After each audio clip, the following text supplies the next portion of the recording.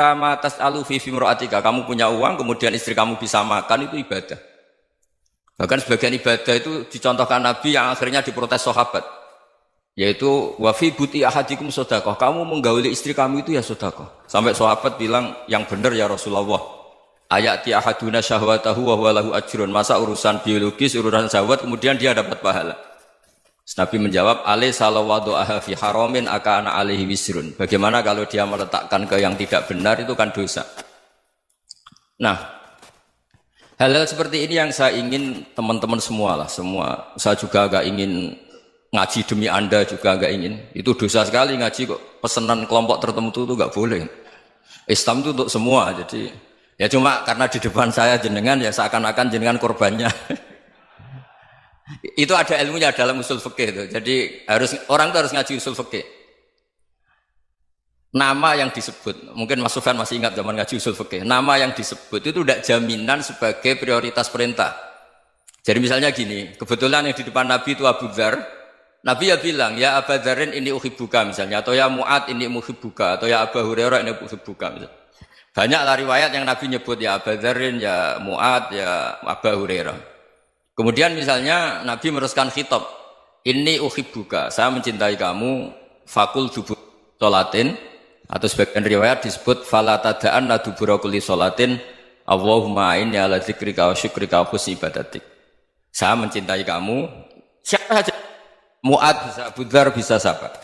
Saya mencintai kamu, mohon kalau habis sholat kamu jangan lupa wiridan Allahumma inni ala dzikrika wa syukrika wa husni ibadatik. Ya Allah, tolong kami permudah supaya mudah ingat Engkau. Anda tidak bisa mentang-mentang, wong nama saya Parmin, nama saya Purnomo, itu yang diperintahkan Mu'ad misalnya. Jadi yang disebut satu, tapi khitab itu untuk siapa saja.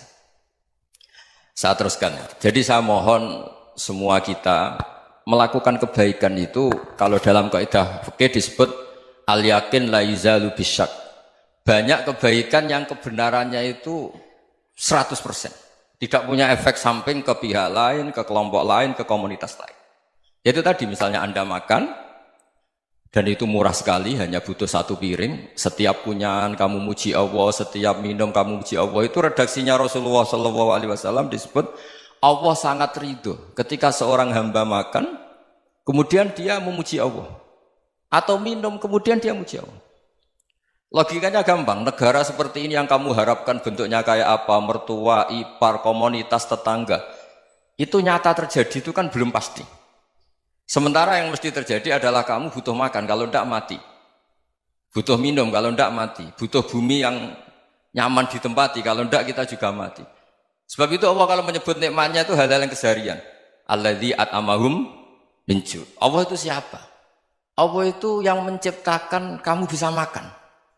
Tidak berlebihan, Allah itu yang menciptakan kondisi sosial itu ideal. Zaman Nabi itu ya ada orang munafik. Orang-orang pilihan Allah itu juga diuji orang sekelilingnya yang macam-macam. Semua diuji sesuai konteks zaman dan waktu. Nah, tapi ada ibadah-ibadah yang selalu disarankan Nabi. Sampai Nabi itu pernah ditanya, ayul islami khairun ya Rasulullah, Islam terbaik itu gimana? Jawaban Nabi itu unik. It'amut to'am. Islam terbaik itu ya makan-makan, santai-santai. Ketika Allah menyebut beberapa kebaikan, falak tahamal aqobah, wa ma adrokan Allah, mal aqobah. Terusannya apa? Fakku rokobah. Terusannya apa? Au it'amun fi yaumin di masubah. Ya, atau acara makan-makan itu juga Islam. Kenapa? Ya bayangkan kalau tidak ada makanan, kita mati kan? Kondisi sosial tidak ideal itu Anda masih gak apa-apa. Tapi kalau Anda tidak makan, Anda tidak minum, kamu punya istri cerewet masih bisa hidup, punya mertua cerewet masih bisa hidup. Tapi kalau tidak makan bisa mati. Berarti penting mana istri sama makan? Penting mana? Makan. Semoga istri Anda dengar, nanti kamu disuruh makan tapi pulang deh. Itu kalau dibahasakan makan masih memahami. Penting mana nasi satu piring dengan istri. Enggak ada nasi mati, enggak ada istri belum mati. Penting mana? Gak berani jawab kan? Nah, ternyata Anda ada garang kan di depan istri. Jadi saya mohonlah, mungkin Mas Sufyan Sauri tadi yang bisa bantulah. Teman-teman tuh ngaji yang keseharian saja. Karena kita nyari ridha Allah itu berdasar firman Allah. Dan firman Allah itu menyebut keseharian itu riang, gampang. Itu tadi misalnya wa min ayatihi manamukum billaili wan nahar. Termasuk ayat-ayat Allah itu kamu tidur. Maka dulu itu ada guyonan, ada tokoh Mu'tazilah, kelompok dalam Islam yang berpikir manusia itu bisa menentukan ikhtiarnya sendiri. Karena saya bisa duduk, ingin duduk, ingin berdiri, berdiri. Karena kelompok ini nggak terima kalau semua kehendak Allah, nanti bagaimana kalau semua kehendak Allah kok ada hisab ya, ada sanksi. Lucunya itu dia akhirnya ini cerita ya, mencintai seorang perempuan cantik sekali. Dan itu dia menjadi ahli sunnah itu oleh hal-hal yang sepele. Karena istrinya cantik, ya namanya suami istri hubungan intim. Terus ditanya, Mas masih ingin lagi? Masih. Silahkan diulang lagi. Wah ya tidak bisa. Katanya manusia bisa menentukan yang diinginkan. Itu tobat itu. Itu nggak bisa ditobatkan Mas Sufyan Ats-Tsauri. Orang cantik yang mudah nobatkan orang itu orang cantik. Segampang itu. Akhirnya kita tahu, makanya kalau dalam kitab Hikam itu disebut al-aqil mayyakul madza yaf'alu wa hubi wal ghafil mayyakul madza af'al. Orang yang punya akal karena sadar ini wilayah Allah, semua milik Tuhan. Itu dia tiap hari berpikir, besok Allah akan melakukan apa terhadap dunia ini. Kamu merencanakan sesuatu mau plesir, ternyata gempa.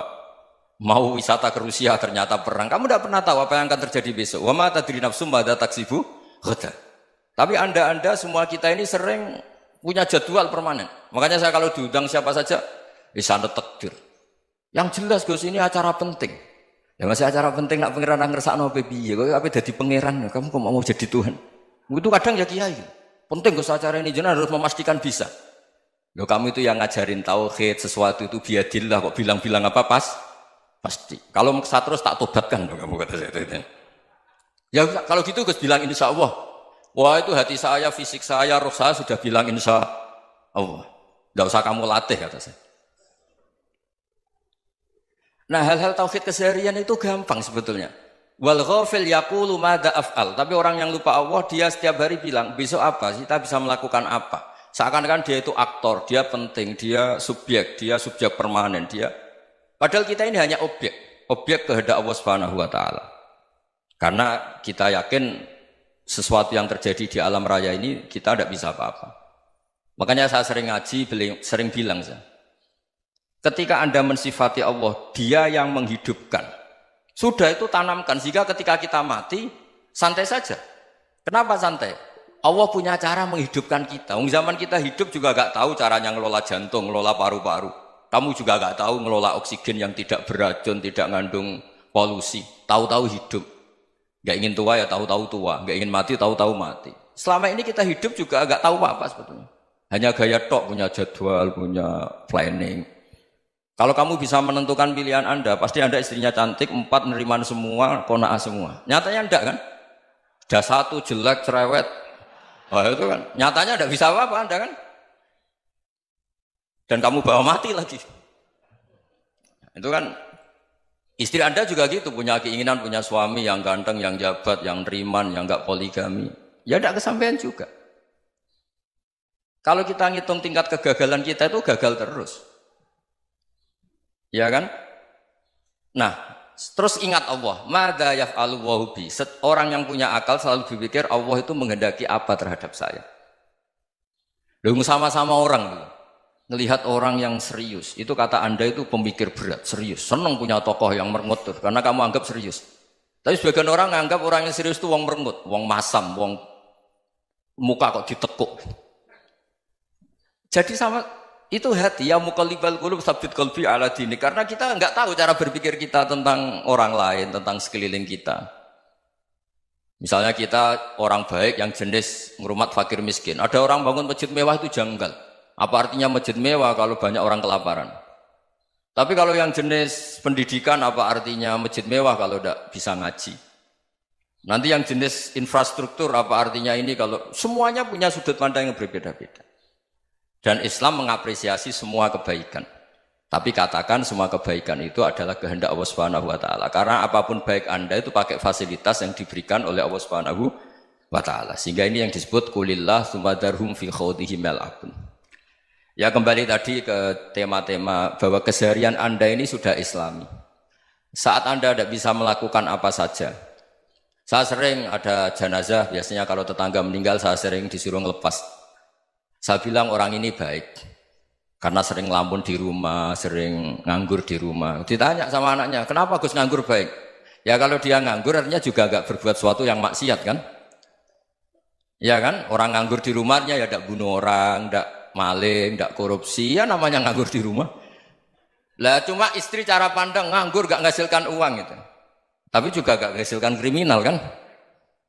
Jadi sebenarnya Islam itu cara, makanya kalau sampai ngaji usul fikih itu ada kitab usul fikih namanya Lubul Usul, itu terkenal sekali di pesantren itu. Itu kalau ngapresiasi keseharian itu luar biasa. Izma min mubahin illa wa yatahaqqaqu bihi tarku haramimma. Karena keseharian yang mubah saat Anda lakukan itu ada kehebatan yang luar biasa, yaitu meninggalkan haram. Makanya dulu banyak orang-orang alim ketemu temannya itu guyon sampai semalaman. Itu biasanya yang semangat Islam itu kiai kok tidak tahajud, kiai kok tidak witir. Orang yang sedang mapan uangnya banyak, malam itu tidak kelayaban itu sudah luar biasa. Melawan nafsu supaya tidak maksiat itu sudah luar biasa. Supaya lupa guyon sama temannya semalaman sampai subuh. Gejlok-gejlokan ngenang zaman miskin, zaman kuliah nggak jelas, zaman apa. Melihatnya jangan takut tahajud. Seperti ini meninggalkan tahajud, tapi meninggalkannya ini talkul muharramat. Jadi kayak apa hebatnya? Sehingga Imam Ghazali punya riwayat yang agak unik. Hatta takuna ibadatu akhiri hadil ummah iku an-naum. Sehingga suatu saat ibadah terbaik umat ini itu tidur. Itu kan riwayat kontroversi. Ketika Imam Ghazali tanya, kenapa iya? Kenapa kamu mulai keluar dari rumah itu sudah banyak maksiat? Melihat perempuan yang enggak mahram, melihat fenomena. Tapi kalau kamu tidur itu enggak melihat apa-apa. Tapi juga kamu jangan nganggap tidur itu ibadah betul. Saatnya melakukan fardhu ain malah masih tidur. Tapi itu sudut pandang yang menjadikan kita Islam itu gampang. Jadi saat Anda tidak bisa aktivitas apa-apa, misalnya ada beberapa orang yang lumpuh.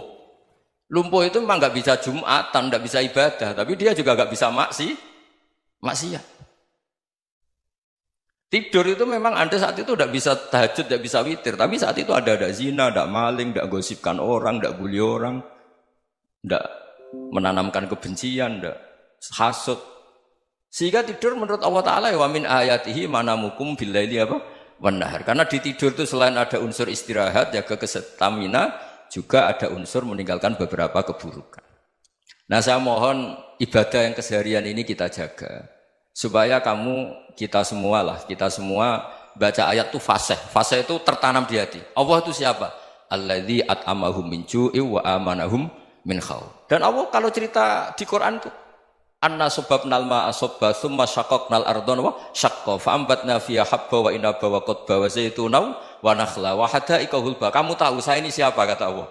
Saya ini adalah Tuhan yang menurunkan air, kemudian ada tanaman banyak. Habba wa inaba wa qadba, ada zaitun, ada tin, kalau orang Jawa mungkin ada tela, ada padi, ada mangga, ada pisang. Sudah. Wa inaba wa zaituna wa nakhla wa hada'iqa hulba. Ada perkebunan yang lebat. Tujuannya apa? Mata Allahkum, silahkan kamu pakai, kamu nikmati.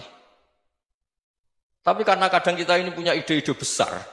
Tadi untuk syukur saja nunggu punya istri riman, rumah baik, tetangga baik, komunitas baik, semuanya baik baru syukur. Lama-lama nanti ada di surga, syukurnya nunggu surga paling kelas A. Itu sudah ada yang menghuni Rasulullah, kamu nggak boleh di situ. Masa untuk syukur saja? Repotnya Masya Allah.